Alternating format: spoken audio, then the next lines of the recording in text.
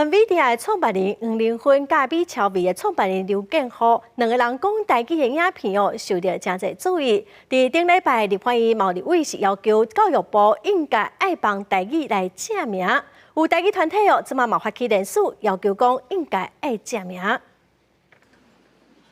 顶礼拜，立法院教育文化委员会一个立委针对国家语言发展法质询文化部甲教育部，议题包括台语家庭语言发展文化中心等等，其中嘛包括教育部直直唔甲闽南语正名做台语。有台语团体伫6月初7发起联署，希望政府听到民间的声音。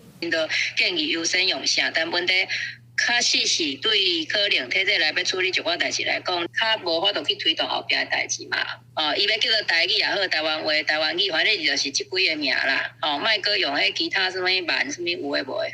5月教育部备询的时表示，要伫文化部所内要办的国家语言发展论坛来决定台语名称，并团呼吁教育部应当尊重台语族群对语言的叫法，若准要互上述专家来决定台语名称有影真无理。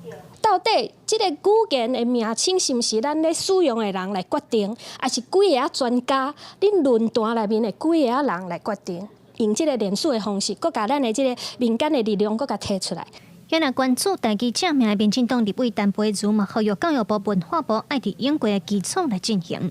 新的政府来重新讨论这件代志，但是咱讨论的基础是毋是伫咱较早已经讨论过的代志顶悬？我感觉找的人真正重要。